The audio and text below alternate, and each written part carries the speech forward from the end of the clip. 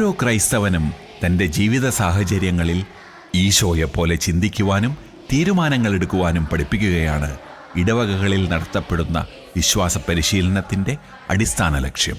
ഇതിനായി ഇടവക തലങ്ങളിൽ മതബോധന ക്ലാസുകൾ എല്ലാ ഞായറാഴ്ചയും ഒരുക്കിയിരിക്കുന്നു.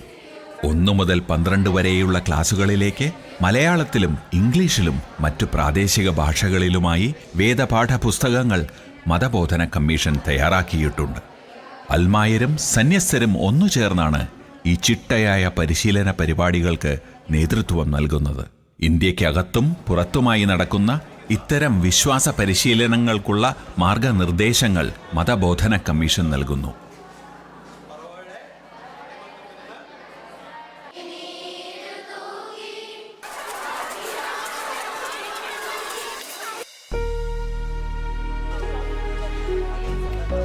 ഇടവകകളിൽ നടത്തപ്പെടുന്ന വിശ്വാസ പരിശീലനങ്ങൾക്കുപരിയായി ആധ്യാത്മിക ജീവിതത്തിൽ അഭിവൃദ്ധിപ്പെടുവാനും സ്വയം നവീകരിക്കുവാനുമായി രാജ്യത്ത് അങ്ങോളമിങ്ങോളം നിരവധി ധ്യാന കേന്ദ്രങ്ങൾ നിലവിലുണ്ട്.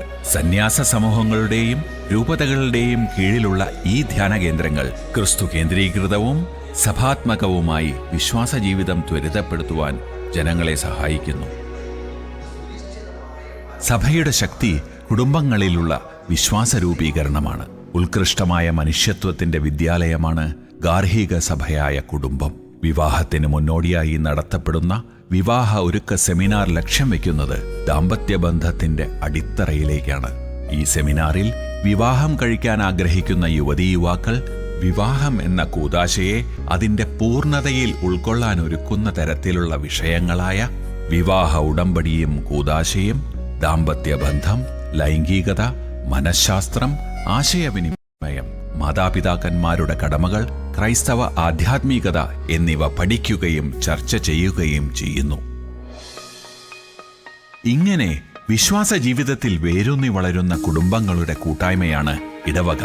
മാമോദീസ സ്വീകരിച്ച് സഭയിലെ അംഗങ്ങളായി തീർന്നവരെ ക്രിസ്തീയ വിശ്വാസത്തിന്റെ പക്വതയിലേക്കും പൂർണ്ണതയിലേക്കും അനയിച്ചുകൊണ്ട് ക്രിസ്തുവിൽ വളരുന്നതിനുള്ള സാഹചര്യം സംജാതമാക്കുകയാണ് ഇടവകയിലൂടെ ചെയ്യുന്നത്. ഇടവക ദേവാലയമാണ് ഇടവകയുടെ കേന്ദ്രം. ഭൂമിശാസ്ത്രപരമായും പ്രാദേശികമായുമുള്ള മാനദണ്ഡങ്ങൾ കണക്കിലെടുത്താണ് വിശ്വാസ സമൂഹങ്ങളെ ഇടവകകളായി തിരിച്ചിരിക്കുന്നത്. ഇടവകയെ നയിക്കുന്നത് ഇടവക വികാരിയാണ്. പ്രതിനിധി എന്നാണ് വികാരി എന്ന വാക്കിന്റെ അർത്ഥം. കൂടുതൽ പരിഗണനയും ശ്രദ്ധയും വിശ്വാസികൾക്ക് ലഭിക്കുവാനും കൂട്ടായ്മ വളർത്തുവാനും ഇടവകയെ ചെറു സമൂഹങ്ങളായി തിരിച്ചിരിക്കുന്നു. ഇവയെ കുടുംബ യൂണിറ്റുകൾ എന്ന് വിളിക്കുന്നു. ഇവിടെ പ്രാർത്ഥനയും പഠനവും പങ്കുവയ്ക്കലുകളും നടത്തപ്പെടുന്നു. ഇവരുടെ പ്രതിനിധികൾ കൂടിച്ചേർന്നതാണ് പാരിഷ് കൗൺസിൽ. സഭയുടെ ഭരണപരമായ ക്രമീകരണത്തിന്റെ ഏറ്റവും അടിസ്ഥാനപരമായ യൂണിറ്റാണ് ഇടവക. ഇവിടെ വിശ്വാസികളുടെ കൂദാശാപരമായ കാര്യങ്ങൾ നടക്കുന്നതിനോടൊപ്പം വിശ്വാസ പരിശീലനങ്ങൾ, ഭക്തസംഘടനാ പ്രവർത്തനങ്ങൾ തുടങ്ങി വിവിധങ്ങളായ പ്രവർത്തനങ്ങൾ സംയോജിക്കുന്നു. ഇതുപോലുള്ള നിരവധി ഇടവകകൾ ചേർന്നതാണ് ഒരു ഫറോന. ഫറോനകളുടെ അല്ലെങ്കിൽ ഇടവകകളുടെ പൊതുവായ ഭരണ നേതൃത്വം രൂപതയിൽ കേന്ദ്രീകരിച്ചിരിക്കുന്നു. രൂപതയെ നയിക്കുന്നത് മെത്രാനാണ്. സീറോ മലബാർ സഭയ്ക്ക് 31 രൂപതകളും 51 മെത്രാന്മാരുമുണ്ട്. രൂപതകൾ ചേർന്ന് അതിരൂപത പ്രവിശ്യകൾ ഉണ്ടാകുന്നു. കേരളത്തിൽ 5 അതിരൂപതകളുണ്ട്. ഈ അതിരൂപതകൾക്ക് നേതൃത്വം നൽകുന്നത് മെത്രാപ്പൊലീത്ത ആണ്.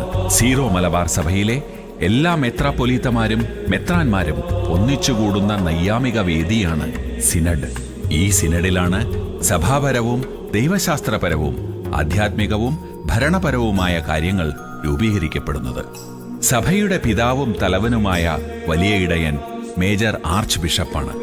പൗരസ്ത്യ സഭകളിലെ പാത്രിയാർക്കീസിന് തുല്യമായ പദവിയാണ് മേജർ ആർച്ച് ബിഷപ്പിന്. സീറോ മലബാർ സഭയുടെ ആസ്ഥാന കാര്യാലയമാണ് major archiepiscopal curia. Syro Malabar സഭയുടെ വിവിധങ്ങളായ പ്രവർത്തനങ്ങളെ, വിവിധ കമ്മീഷനുകളെ ഏകോപിപ്പിക്കുന്നത് ഈ ആസ്ഥാനത്തു നിന്നാണ്.